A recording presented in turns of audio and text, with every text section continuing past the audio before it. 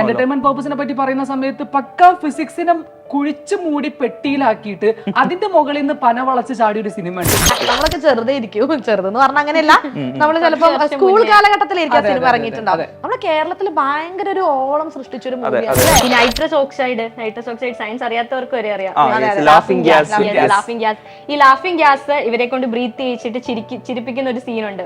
അതേപോലെ നമ്മുടെ വിശ്വാസം മരണപ്പെട്ടു കഴിഞ്ഞാൽ, അതായത് മരിച്ച ഒരാളുടെ ഹാർട്ടാണ് അവിടെ എന്ത് ചെയ്യുന്നത്, ആവശ്യമുള്ള ഒരു റിസീവർക്ക് വെക്കുന്നത്. ഓക്കെ, അപ്പൊ മരണപ്പെട്ട ആളാണല്ലോ ഡോണർ എന്ന് പറയുന്നത്. ഒരാൾ മരിച്ചു കഴിഞ്ഞാൽ അയാളുടെ ശരീരത്തിലെ അവയവങ്ങളെല്ലാം നിലയ്ക്കണ്ടേ? പക്ഷെ എങ്ങനെയാണ് ആ ഹാർട്ട് അത്ര സുരക്ഷിതമായിട്ട് ആ വേണ്ട ആളിലേക്ക് എത്തിക്കുന്നത്? ഈ റിപ്പിറ്റേറ്റീവ് DNA നമ്മൾ വിളിക്കുക VNTR എന്ന്. ഇത് നിങ്ങൾ കേട്ടിട്ടുണ്ടാവും, കാരണം എന്തായാലും നിങ്ങൾ +2 പഠിച്ചിട്ടുണ്ടാവും. Variable number of tandem repeats എന്ന് പറഞ്ഞിട്ട്.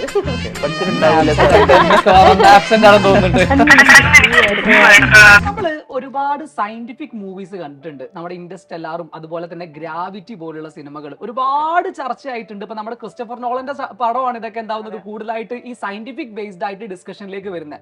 അപ്പം ഇതൊക്കെ മൂവിക്കുള്ളിലുള്ള സയൻസിനെ പറ്റിയിട്ടാണ് എന്ത് ചെയ്യുന്നത്, കമ്മ്യൂണിക്കേറ്റ് ചെയ്യുന്നത്. പക്ഷെ ശരിക്കും ഈ മൂവി എന്ന് പറയുന്നത് തന്നെ നമുക്ക് ഒരുപാട് കാര്യങ്ങൾ പഠിക്കാനുള്ള സയൻസ് ആണ്. ഇതിന്റെ ഈ ഒരു മൂവി ആയിട്ട് അത് മാറുന്ന ഘട്ടങ്ങൾ തന്നെ നമുക്ക് ഒരുപാട് സയന്റിഫിക് ആയിട്ട് കാര്യങ്ങൾ എക്സ്പ്ലെയിൻ ചെയ്യാൻ പറ്റുന്ന പോയിന്റാണ്. ഉദാഹരണം പറഞ്ഞു കഴിഞ്ഞാൽ നമ്മുടെ സാധാരണ ഫിലിം ക്യാമറ, പണ്ടൊക്കെ ഫിലിം ക്യാമറാസ് ആയിരുന്നല്ലോ. ഈ ഫിലിം ക്യാമറാസിൽ മൂവി ഷൂട്ട് ചെയ്യുന്ന സമയത്ത് 24 ഫ്രെയിംസ് ആണ് ഒരു സെക്കൻഡിൽ എന്താവുന്നത്, ഷൂട്ട് ആവുന്നത്. ഇത് മൂവ് ചെയ്യുന്ന സമയത്ത് നമുക്ക് എന്തായിട്ട് ഫീൽ ചെയ്യും, അതൊരു മൂവി എന്ന് പറയുന്ന, അതായത് മോഷൻ ആയിട്ട് നമുക്ക് ഫീൽ ചെയ്യാണ് ചെയ്യാം. ഇപ്പൊ നമുക്ക് ഡിജിറ്റലിലേക്കൊക്കെ വന്ന സ്ഥിതിക്ക് ഏകദേശം ഒരു 23.98 ഫ്രെയിംസ് ഒക്കെ ആയിട്ട് മാറുന്നുണ്ട് പെർ സെക്കൻഡ്. നോർമൽ വീഡിയോസിന്റെ കേസ് ആണ് അത്. നമ്മൾ ഫാസ്റ്റ് ആയിട്ട്, അതായത് ഭയങ്കര ഫാസ്റ്റ് ആവുന്ന സമയത്ത് ഒരു 15 ഫ്രെയിംസിലേക്കും അല്ലെങ്കിൽ സ്ലോ മോഷനിലേക്ക് പോകുന്ന സമയത്ത് 48 ഫ്രെയിമിലേക്കൊക്കെ. അപ്പൊ ഇങ്ങനെ മാറുന്നത് നമുക്ക് കാണാൻ പറ്റും. നോർമൽ വീഡിയോസിൽ 24ഉം അതേപോലെ ഇപ്പോഴത്തെ കേസിൽ 23.98 ഒക്കെയാണ് വരുന്നത്. ഇതിനെ നമ്മൾ പഠിച്ചിട്ടുണ്ട്. ശരിക്കും നമ്മുടെ ചെറിയ ക്ലാസ്സിലുള്ള മക്കൾ തന്നെ ഇത് പഠിച്ചിട്ടുണ്ട്. ഇതിന്റെ പേരാ പെർസിസ്റ്റൻസ് ഓഫ് വിഷൻ എന്ന് പറയുന്നത്. അപ്പം 1/16 സെക്കൻഡ് ഒരു ഒബ്ജക്ട് നമ്മുടെ കണ്ണിൽ എന്ത് ചെയ്യുന്നുണ്ട്, തങ്ങി നിൽക്കുന്നുണ്ട് എന്നുള്ളതാണ്. ഇത് മൂവിയുടെ ഒരു വലിയൊരു ഇമ്പോർട്ടൻസ് ആയിട്ട്, അല്ലെങ്കിൽ നമുക്ക് മൂവി എന്ന് പറയുന്നതിൽ കുട്ടികൾക്ക് മനസ്സിലാക്കാൻ പറ്റുന്ന ഒരു സയൻസ് ആയിട്ട് നമുക്ക് കാണാൻ പറ്റുന്ന ഒരു, അതായത് പിന്നെ നമ്മൾ കുറച്ചുകൂടി വിശദീകരിച്ച് പറയുകയാണെങ്കിൽ, നമ്മളൊരു വിഷ്വൽ കണ്ടു കഴിഞ്ഞാൽ നമ്മുടെ കണ്ണില് സാറ് പറഞ്ഞ പോലെ 1/16 സെക്കൻഡ് ആ ഒരു വിഷ്വൽ തങ്ങി നിൽക്കും. അപ്പൊ അതിന്റെ ഇടയിൽ മറ്റൊരു വിഷ്വൽ വന്നു കഴിഞ്ഞാൽ നമുക്ക് ഇത് ഡിസ്റ്റിംഗ്വിഷ് ചെയ്യാൻ പറ്റില്ല എന്നുള്ളതാണ്. അപ്പം സ്റ്റിൽ ആയിട്ടുള്ള ഇമേജസ് നമുക്ക് മൂവ് ചെയ്യുന്ന പോലെ തോന്നും. ഇതുമായിട്ട് ബന്ധപ്പെട്ട് തന്നെ ഓഡിയബിലിറ്റിയുമായിട്ട് ബന്ധപ്പെട്ട്, അതായത് നമ്മുടെ സൗണ്ടുമായിട്ട് ബന്ധപ്പെട്ടിട്ട് പെർസിസ്റ്റൻസ് ഓഫ് ഓഡിയബിലിറ്റി എന്ന് പറഞ്ഞൊരു കാര്യമുണ്ട്. അതായത് 1/10 സെക്കൻഡ് ടൈം, അതായത് നമ്മളൊരു സൗണ്ട് കേട്ട് കഴിഞ്ഞാൽ 1/10 സെക്കൻഡ് സമയം ആ സൗണ്ട് നമ്മുടെ ചെവിയിൽ ഉണ്ടാവും. അപ്പൊ അതിനിടയിൽ മറ്റൊരു സൗണ്ട് കേട്ട് കഴിഞ്ഞാൽ നമുക്ക് ഇത് രണ്ടാണെന്ന് ഡിസ്റ്റിംഗ്വിഷ് ചെയ്യാൻ പറ്റില്ല. നമുക്ക് ഒരുമിച്ച് കേൾക്കുന്ന പോലത്തെ ഒരു എന്താ പറയുക സെൻസേഷൻ ആണ് നമുക്ക് ഉണ്ടാവുക. നിങ്ങൾ ഈ പിന്നെ ഒഴിഞ്ഞ ഹാളുകളിലൊക്കെ നമ്മൾ സംസാരിക്കുന്ന സമയത്ത് ഭയങ്കര ഒരു എക്കോ പോലെ ഒരു സാധനം കേൾക്കുന്നില്ല. എക്കോ വേറെയാണ്, ഇത് എന്താണ്, സൗണ്ടിന്റെ കൂടെ തന്നെ ഒരു മുഴക്കം പോലെ നമുക്ക് ഫീൽ ചെയ്യും. That is called reverberation. Okay, so persistence of vision പറഞ്ഞതുകൊണ്ട് ഞാൻ പെർസിസ്റ്റൻസ് ഓഫ് ഓഡിയബിലിറ്റി കൂടി പറഞ്ഞു എന്ന് മാത്രം. ഇപ്പൊ നമുക്ക് ഈ പെർസിസ്റ്റൻസ് ഓഫ് വിഷൻ നമുക്ക് ഡെമോൺസ്ട്രേറ്റ് ചെയ്യാൻ പറ്റും കേട്ടോ. നമ്മൾ സാധാരണഗതിയിൽ ഒരു എന്ത് ചെയ്യാം, നമ്മുടെ ഒരു ലോലിപോപ്പിന്റെ ഒരു സ്റ്റിക്ക് എടുക്കാം. ഈ സ്റ്റിക്കിന്റെ ഒരു സൈഡിൽ നമ്മൾ ഒരു പാരറ്റിനെയും അതേപോലെ തന്നെ മറ്റൊരു സൈഡിൽ അതിന്റെ കേജും വരച്ചു കൊടുക്കുക. എന്നിട്ട് നമ്മൾ ഇതിങ്ങനെ മൂവ് ചെയ്യിച്ചു കഴിഞ്ഞാൽ, വളരെ ഫാസ്റ്റ് ആയിട്ട് മൂവ് ചെയ്ത് കഴിഞ്ഞാൽ നമുക്ക് തോന്നും ഈ പാരറ്റ് ഇതിനുള്ളിലാണെന്ന്, ഈ കേജിന്റെ ഉള്ളിലാണ് പാരറ്റ് ഉള്ളതെന്ന് നമുക്ക് എന്ത് ചെയ്യുന്നുണ്ട്, നമുക്ക് തോന്നുന്ന ഒരു ഫീല് നമുക്ക് ഇവിടെ കൊണ്ടുവരാൻ വേണ്ടി പറ്റും. ഇതെല്ലാം ശരിക്കും പെർസിസ്റ്റൻസ് ഓഫ് വിഷൻ എന്ന് പറയുന്ന ഈ അടിപൊളിയായിട്ടുള്ള ഫിസിക്സിന്റെ ഭാഗമാണ്. അതുപോലെ തന്നെ ന്യൂട്ടന്റെ പമ്പർ എന്ന് പറഞ്ഞിട്ട് നമ്മൾ ഒരു കാര്യം ഉണ്ടാക്കില്ല, ഒരു ഡിസ്കിന്റെ മുകളിൽ നമ്മൾ 7 കളറുകൾ ഇങ്ങനെ പെയിന്റ് ചെയ്യും. അത് തിരിക്കുന്ന സമയത്ത് വൈറ്റ് കളറിൽ. ഈ അടുത്ത് ഇപ്പൊ നമ്മുടെ മൂസിൻ പരാരിയുടെ ഒരു റൈറ്റിംഗ് ഉണ്ടായിരുന്നു. മൂസിൻ പരാരി ഒരു സിനിമയ്ക്ക് പാട്ട് എഴുതിയതില് മഴവില്ലിലെ നൊമ്പര പമ്പര ചുറ്റലിൽ, അതെ, അപ്പം അതില് ആ മഴവില്ലിലെ വെള്ളയ നൊമ്പര പമ്പര ചുറ്റലിൽ കണ്ടോന്നി എന്ന് പറയുമ്പോൾ ശരിക്കും മഴവില്ലില് 7 കളേഴ്സ് ആണല്ലോ ഉള്ളത്. അതിലെ വെള്ളയെ കണ്ടു എന്ന് പറയുമ്പോൾ കറക്റ്റ് ആയിട്ട് മൂസിൻ പരാരി അവിടെ സംസാരിക്കുന്നത് സയൻസ് ആണ്. അതായത് ന്യൂട്ടന്റെ കളർ ഡിസ്കിനെ പറ്റിയിട്ടാണ്. ഇന്റർവ്യൂല് ഇവര് ബേസിലിനോട് ഇത് ചോദിക്കുന്ന സമയത്ത് അപ്പോഴേ ഞാൻ ഒരുപാട് തവണ ഞാൻ ഈ പാട്ട് കേട്ടിട്ടുണ്ട്. അപ്പൊ ഞാൻ ആലോചിക്കുന്നത് മൂസിൻ പരാരി പറയുന്ന കളർ ഡിസ്കിനെ പറ്റിയിട്ടാണല്ലോ എന്നുള്ളത്. സിനിമയ്ക്കുള്ളിലും ഒരുപാട് സയൻസ് സംസാരിക്കുന്നുണ്ട്. ഈ പറയുന്ന പോലെ തന്നെ സിനിമയുടെ ഉള്ളിലും നമുക്ക് ഒരുപാട്, സിനിമ തന്നെ സയൻസ് ആണ്, പാട്ടിൽ വരെ സയൻസ് ആണ്. ശരിക്കും സയൻസ് എന്ന് പറയുമ്പോൾ കെമിസ്ട്രിയുടെ ആപ്ലിക്കേഷൻസ് കുറെ വരുന്നുണ്ട്. ഈ ഭൈരവ മൂവി ഒക്കെ കണ്ടിട്ടില്ലേ? ഭൈരവയിൽ ശരിക്കും ഈ നൈട്രസ് ഓക്സൈഡ് സയൻസ് അറിയാത്തവർക്ക് വരെ അറിയാം. Laughing gas. ഈ ലാഫിംഗ് ഗ്യാസ് ഇവരെ കൊണ്ട് ബ്രീത്ത് ചെയ്യിച്ചിട്ട് ചിരിപ്പിക്കുന്ന ഒരു സീനുണ്ട്. അതേപോലെ നമ്മുടെ വിശാലിന്റെ ഒരു മൂവി തുപ്പരിവാലൻ, ഈ മൂവിയിൽ നൈട്രസ് ഓക്സൈഡ് വെച്ചിട്ട് ഈ ലാഫിംഗ് ഗ്യാസ് വെച്ചിട്ട് ഒരു കാർ ആക്സിഡന്റ് തന്നെ ക്രിയേറ്റ് ചെയ്യുന്നുണ്ട് ഇവര്. പക്ഷെ മൂവീസിൽ കുറെ എക്സാജറേറ്റ് ചെയ്യും, പക്ഷെ ഇതിന്റെ പിന്നിൽ ഒരു വലിയ സയൻസ് ഉണ്ട്. ഈ നൈട്രസ് ഓക്സൈഡ് നമ്മുടെ ബ്ലഡിൽ കലരുകയാണെങ്കിൽ നൈട്രജൻ ബ്ലഡിലെത്തും. അപ്പോൾ ബ്രെയിനിലേക്കൊക്കെ പോകുന്ന ബ്ലഡിൽ നൈട്രജന്റെ ഒരു കണ്ടന്റ് കാണും. സോ എന്താ പറ്റുമെന്ന് വെച്ചാൽ നൈട്രജന്റെ കണ്ടന്റ് കൂടുമ്പോൾ ഇത് ബ്രെയിനിൽ എത്തുമ്പോൾ യൂഫോറിയ ജനറേറ്റ് ചെയ്യും. അപ്പോൾ കുറച്ച് സെക്കൻഡിലേക്ക്, അതായത് ഈ കെമിക്കൽ അവിടെ ഉള്ള ആ സെക്കൻഡിലേക്ക് യൂഫോറിയ എന്ത് ചെയ്യും, നമുക്കൊരു സന്തോഷം, ഒരു ഹാപ്പിനെസ് ഒക്കെ ക്രിയേറ്റ് ചെയ്യും. അപ്പൊ നമ്മൾ പകുതി അബ്സെൻസ് ഓഫ് മൈൻഡ് ഉണ്ട്, പകുതി ഇവിടെയും പകുതി ഇവിടെ അല്ലാത്തൊരു സിറ്റുവേഷനിലെത്തും. ശരിക്കും അതാണ് നൈട്രസ് ഓക്സൈഡിന്റെ പിന്നിലുള്ള ഒരു സയൻസ്. അതുപോലെ മിസ് ഈ നൈട്രസ് ഓക്സൈഡ് വാഹനങ്ങളിൽ ഉപയോഗിക്കാറില്ല. അതെ, നമ്മുടെ ഹോളിവുഡ് മൂവീസ് ഒക്കെ ഇല്ലേ, നൈട്രസ് ഓക്സൈഡ് യൂസ് ചെയ്തിട്ടുണ്ട്. അത് ശരിക്കും പറഞ്ഞാൽ അവിടെ സംഭവിക്കുന്നത് ഇതിന്റെ വേറൊരു ആപ്ലിക്കേഷനാണ്. ഇത് ഫ്യൂവലിനുള്ളിൽ ബേൺ ചെയ്യുമ്പോൾ 300 ഡിഗ്രി സെൽഷ്യസ് എബോ എത്തുന്ന സമയത്ത് ഓക്സിജൻ റിലീസ് ചെയ്യും. ഓക്സിജൻ വന്നാൽ എന്താ പറ്റുക, ഫാസ്റ്റ് ആയിട്ട് മൂവ് ചെയ്യാനായിട്ട് പറ്റും. ബേണിംഗ് കമ്പഷൻ ഈസി ആവും. നമ്മുടെ കാറുകളുടെ ഒക്കെ പെർഫോമൻസ് കൂടും. അതെ, റേസിംഗ് കാർസിൽ നൈട്രസ് ഓക്സൈഡ് യൂസ് ചെയ്യുന്നുണ്ട്. അതൊരു ഭയങ്കര വലിയ ആപ്ലിക്കേഷനാണ് ശരിക്കും. പക്ഷേ നൈട്രസ് ഓക്സൈഡ് എന്ന് പറയുന്നതിനെ ഭയങ്കരമായിട്ട് എക്സാജറേറ്റ് കാണാൻ പറ്റും.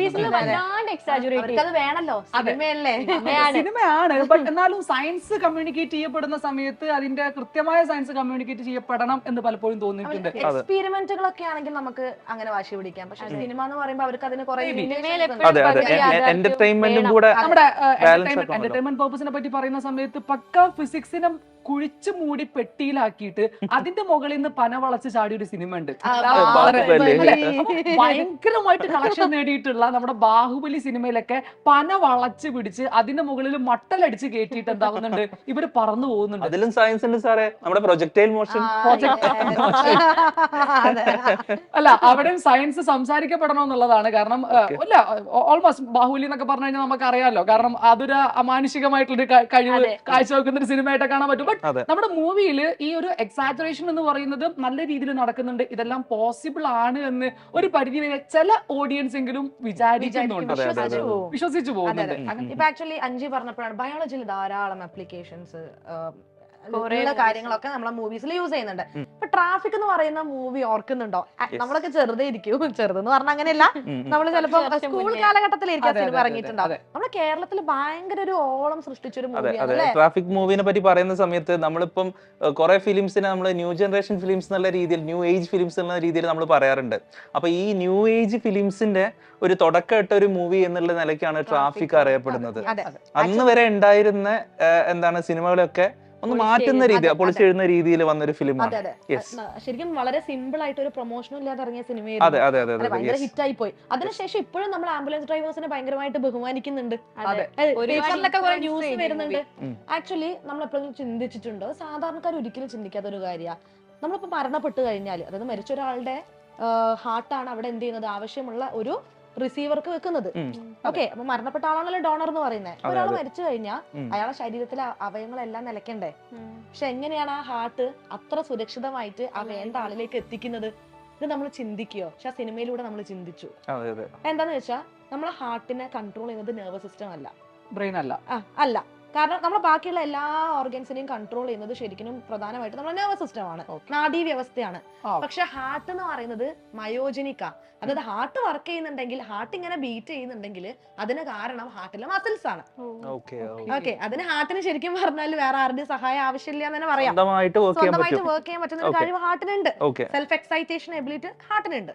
അപ്പൊ ഈ ഒരു മൂവിയിൽ ശരിക്കും എന്താ കാണിക്കുന്നതെന്ന് വെച്ചാൽ, അല്ലെങ്കിൽ പൊതുവെ ഈ ഹാർട്ടിന്റെ ട്രാൻസ്പ്ലാന്റേഷൻ ഒക്കെ എങ്ങനെയാ കാണിക്കാന്ന് വെച്ചാൽ, ഇപ്പം ഹാർട്ട് പുറത്തേക്ക് എടുത്തിട്ട് നമ്മൾ വേണ്ട ഫേവറബിൾ കാര്യങ്ങളൊന്നും കൊടുത്തിട്ടില്ലെങ്കിൽ ഹാർട്ട് വർക്ക് ചെയ്യില്ല, ശരിയാ.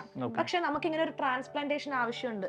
അപ്പൊ അറ്റ്ലീസ്റ്റ് ഒരു 4 മണിക്കൂർ മുന്നെങ്കിലും നമ്മൾ എന്ത് ചെയ്യണം, ആവശ്യമുള്ള ആളിലേക്ക് ആ ഹാർട്ട് എത്തിക്കണം. അപ്പൊ ആ ഡിസ്റ്റൻസ്, അതുകൊണ്ടാണ് ആ സിനിമയിൽ അത് അങ്ങനെ കാണിച്ചിരിക്കുന്നത്. ഡിസ്റ്റൻസ് കവർ ചെയ്യണമെങ്കിൽ അതിന് കുറെ ഫെസിലിറ്റീസ് ഒക്കെ ഒരുക്കി കൊടുത്തിട്ടുണ്ട്. പക്ഷെ ഇവിടെ നമ്മൾ ഹാർട്ടിനെ നമ്മൾ എങ്ങനെ സുരക്ഷിതമായിട്ട് എത്തിക്കും? നമ്മൾ ഹാർട്ട് മയോജനിക് ആണെന്ന് ഞാൻ ഓൾറെഡി പറഞ്ഞല്ലോ. ആക്ച്വലി ഇപ്പൊ നമ്മൾ എന്താ ചെയ്യേണ്ടതെന്ന് വെച്ചാൽ, ഈ ഹാർട്ടിനെ കറക്റ്റ് ആയിട്ട് ഈ മരണപ്പെട്ട ആളെ ശരീരത്തിൽ നിന്ന് എടുത്തിട്ട് നമ്മളൊരു OCS, അതായത് ഓർഗൻ കെയർ സിസ്റ്റത്തിലേക്ക് വെക്കും. ഒന്നുമില്ല, ഒരു കണ്ടെയ്നർ, ഒരു ബോക്സ് ആണത്. അത് ആ ഫിലിമിൽ കാണിക്കുന്നുണ്ടല്ലോ. കാണിക്കുന്നില്ലേ? അതെ, ഹാർട്ടിന്റെ ബോക്സ് എന്നാണ് നമ്മളിതിനെ വിളിക്കുക. കാരണം എന്ന് വെച്ചാല് ഹാർട്ടിന്റെ ബീറ്റിംഗ് ഒരിക്കലും നിലയ്ക്കാൻ പാടില്ല. കണ്ടിന്യൂസ് ആയിട്ട് ഹാർട്ട് എന്ത് ചെയ്തുകൊണ്ടിരിക്കണം? ആളുടെ ശരീരത്തിൽ എത്തുന്നവരെ ബീറ്റ് ചെയ്തുകൊണ്ടിരിക്കണം. അപ്പൊ അതിന് വേണ്ടിയിട്ട്, അതായത് ഹാർട്ട് വർക്ക് ചെയ്യാൻ വേണ്ടിയിട്ടുള്ള എല്ലാ കണ്ടീഷൻസും നമ്മൾ കൊടുക്കണം. ഫോർ എക്സാമ്പിൾ, നമ്മൾ കറക്റ്റ് ആയിട്ട് ബ്ലഡ് സപ്ലൈ ചെയ്യും. അതിലൂടെ ന്യൂട്രിയൻസും ഓക്സിജനും ഒക്കെ ഹാർട്ടിന് സപ്ലൈ ചെയ്തുകൊണ്ടേയിരിക്കും. അതേപോലെ ആ ബോക്സിന്റെ ഉള്ളിൽ ഹാർട്ട് വർക്ക് ചെയ്യാനുള്ള ഒരു ഒപ്റ്റിമം ടെമ്പറേച്ചർ മെയിൻറ്റെയിൻ ചെയ്യണം. ഭയങ്കരമായിട്ടുള്ള ചൂടും തണുപ്പും ഒന്നും പറ്റില്ലല്ലോ. ഹാർട്ട് വർക്ക് ചെയ്യണമെങ്കിൽ അതിനൊരു പ്രത്യേക ടെമ്പറേച്ചർ ഉണ്ട്.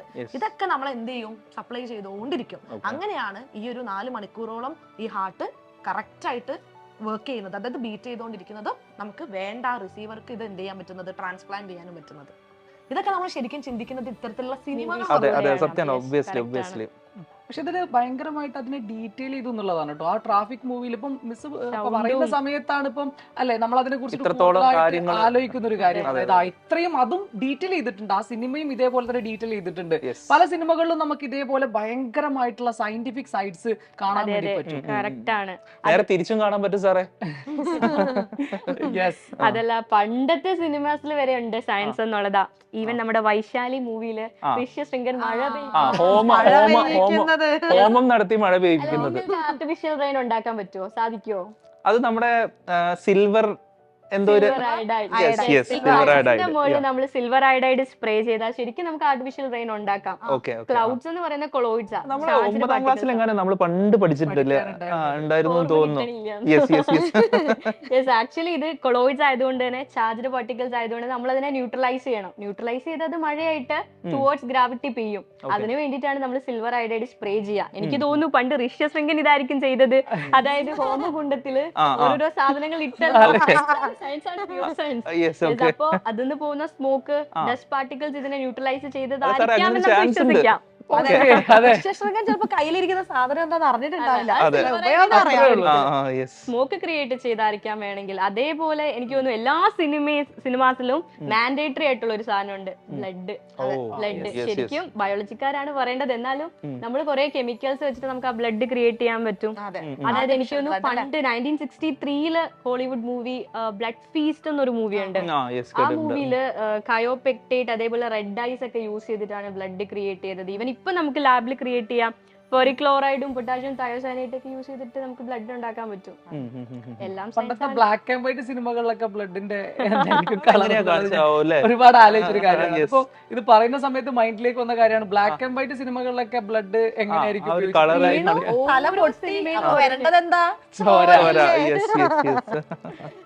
അപ്പം ഈ മേക്കപ്പിനെ പറ്റി പറഞ്ഞ സമയത്ത് ഈ ബ്ലഡ് എന്ന് പറയുന്നത് മേക്കപ്പ് ആയിട്ട് ഉപയോഗിക്കുന്നുണ്ടല്ലോ, അല്ലെങ്കിൽ മേക്കപ്പ് ഡിപ്പാർട്ട്മെന്റിൽ ആണല്ലോ ഈ ബ്ലഡ് ഒക്കെ ചെയ്യുന്നത്. അപ്പൊ അതുമായിട്ട് ബന്ധപ്പെട്ട ഒരു ഇൻട്രസ്റ്റിംഗ് ഫാക്ട് ഞാൻ കഴിഞ്ഞ ദിവസം കേട്ടത് എന്താന്ന് പറഞ്ഞു കഴിഞ്ഞാല്, കഴിഞ്ഞ ദിവസം ഇറങ്ങിയ മഞ്ഞുമൽ ബോയ്സ് എന്ന് പറഞ്ഞ ഫിലിം, അതില് ശ്രീനാഥ് ബാസി അദ്ദേഹത്തിന്റെ ക്യാരക്ടർ ഗുണ കേവിലേക്ക് വീണ് പോകുന്നുണ്ട്. വീണ് പോയിട്ട് അദ്ദേഹം ഒരു എന്താ പറയാ ഒരു പാറ ഇടുക്കിൽ ഇങ്ങനെ കിടക്കുന്ന ഒരു സീൻ ഉണ്ട്. ഓക്കെ, ഫുള്ളായിട്ട് ചളിയിലൊക്കെ കുളിച്ചിട്ട്. അപ്പൊ അതിൽ മേക്കപ്പ് ഡിപ്പാർട്ട്മെന്റ് ചെയ്തത് എന്താന്ന് പറഞ്ഞു കഴിഞ്ഞാൽ നമ്മുടെ ഓറിയോ ബിസ്ക്കറ്റ് ഇല്ലേ, ആ ഓറിയോ ബിസ്ക്കറ്റ് ഉപയോഗിച്ചിട്ടാണ് അവർ ആ ചളി ഉണ്ടാക്കിയെന്നുള്ളതാണ്. ഓക്കെ, അതെ അതെ അതെ അതെ അതെ. അതുമൂലം ശ്രീനാഥ് ബാസിക്ക് കുറെ ഉറുമ്പിന്റെ കടി ഏൽക്കേണ്ടി വന്നിട്ടുണ്ടെന്ന് പറഞ്ഞിട്ടുണ്ട്. എത്ര നേരം അങ്ങനെ കിടക്കണം? അതെ അതെ അതെ അതെ, വൈകുന്നേരം കിടക്കുന്നുണ്ട്. പിന്നെ ഈ ഒരു ബ്ലഡും കാര്യങ്ങളൊക്കെ സിനിമയിൽ എപ്പോഴും ഇമ്പോർട്ടന്റ് ആയി. ഫോർ എക്സാമ്പിൾ ഞാൻ പറയാം, ബ്ലഡ് മാത്രമല്ല കേട്ടോ, DNA ഫിംഗർ പ്രിന്റിംഗിൽ മാത്രം വർക്ക് ചെയ്യുന്ന എത്ര സിനിമകളുണ്ട്. ക്രൈം ത്രില്ലേഴ്സിന്റെ മെയിൻ ബേസസ് DNA ടെസ്റ്റിംഗ് അഥവാ DNA ഫിംഗർ പ്രിന്റിംഗ് ആണ്. പിന്നെ നമ്മുടെ മലയാളത്തിൽ ഫോറൻസിക് ഇറങ്ങിയ കുറച്ച് മൂവീസ്, പിന്നെ ജനഗണമൻ, ഇതിലെല്ലാം അതിനെ കുറിച്ച് പറയുന്നുണ്ട്. അത് ആൾക്കാർക്ക് ഒരിക്കലും ആ വേർഡ് ഫെമിലിയർ അല്ലാതിരിക്കില്ല. പക്ഷെ അതിന്റെ ബേസസ് എന്താണെന്ന് അറിയില്ലുണ്ടാവില്ല. എന്താ സംഭവം എന്ന് വെച്ചാൽ, ഇപ്പൊ നമ്മുടെ എല്ലാവരുടെയും ജീനോം എടുത്ത് നോക്കുകയാണെങ്കിൽ, അതായത് ഹോൾ ജനറ്റിക് മെറ്റീരിയൽ എടുത്ത് നോക്കുകയാണെങ്കിൽ 99% സിമിലർ ആണ്. പക്ഷെ ഒരു 99 അല്ല, 99 മോർ ദാൻ 99% സിമിലർ ആണ്. അപ്പൊ ഞാൻ പറയുകയാണെങ്കിൽ ഫോർ എക്സാമ്പിൾ ഒരു 0.1% ഒക്കെ എന്തായാലും വേരിയേഷൻ ഉണ്ടാവും. ഓക്കെ, അത് എവിടെയാ കിടക്കുന്നതെന്ന് വെച്ചാൽ നമ്മുടെ സാറ്റലൈറ്റ് DNA കിടക്കുന്നത്. അപ്പൊ ഈ സാറ്റലൈറ്റ് DNA തന്നെ വരുന്ന ചില റിപ്പീറ്റേറ്റീവ് ന്യൂക്ലിയോടൈഡ് സീക്വൻസുകൾ ഉണ്ട്. ആ ഒരു റിപ്പീറ്റേറ്റീവ് DNA സീക്വൻസ് എന്ന് പറയുന്നത് ഓരോ വ്യക്തിക്കും ഓരോന്നായിരിക്കും. ഓ അതായത് പല ആൾക്കാർക്കും പലതായിരിക്കും. അതാണ് DNA ഫിംഗർ പ്രിന്റിംഗിൽ യൂസ് ചെയ്യുന്നത്. അതിന്റെ ബേസിസ് എന്ന് പറയുന്നത് അതാണ്. അപ്പൊ ആ ഒരു 0.1% വരുന്ന വ്യത്യാസമാണ് നമ്മൾ ഇതിവിടെ ഉപയോഗിക്കുന്നതും ആളെ കണ്ടുപിടിക്കുന്നതും. അപ്പൊ അതിന് വേണ്ടിയിട്ട് ശരിക്കും നമ്മൾ സിനിമയിൽ കാണുമ്പോഴേ ആള് മരിക്കുന്നു, അപ്പൊ തന്നെ ഒരു ഫോറൻസിക് ടീം വരുന്നു, അവിടെ എല്ലാരെയും മാറ്റി നിർത്തി ഇങ്ങനെ അവരെന്തൊക്കെയോ ചെയ്യുന്നത് കാണാം. അവരെന്താന്ന് വെച്ചാൽ കളക്ട് ചെയ്യാണ്. എന്തെങ്കിലും ഒരു തുമ്പ് കിട്ടിയാലോ, ഒരു ഹെയർ കിട്ടിയാൽ മതി, നെയിൽ കിട്ടിയാൽ മതി, ബ്ലഡ് കിട്ടിയാൽ മതി. അതെ, ഫിംഗർ പ്രിന്റ് ആണ് എടുക്കുന്നത് തോന്നുന്നു. അത്രയും ഭയങ്കര മൈന്യൂട്ട് ആയിട്ട് കാര്യങ്ങൾ കൂടുതലായിട്ട് ഈ റിപ്പീറ്റേറ്റീവ് DNA നമ്മൾ വിളിക്കുക VNTR എന്നാ. ഇത് നിങ്ങൾ കേട്ടിട്ടുണ്ടാവും, കാരണം എന്തായാലും നിങ്ങൾ +2 പഠിച്ചിട്ടുണ്ടാവും. Variable number of tandem repeats എന്ന് പറഞ്ഞിട്ട്.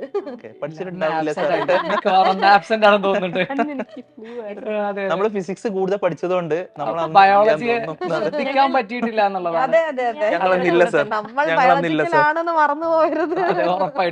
ആ ബയോളജിയായിട്ട് ബന്ധപ്പെട്ട് മിസ്സേ ഓർഗാനിക് ഫാമിങ്ങിനെ പറ്റിയിട്ടൊക്കെ ബേസ് ചെയ്തിട്ടുള്ള കുറെ ഫിലിമുകളിൽ ഞാൻ കണ്ടിട്ടുണ്ട്.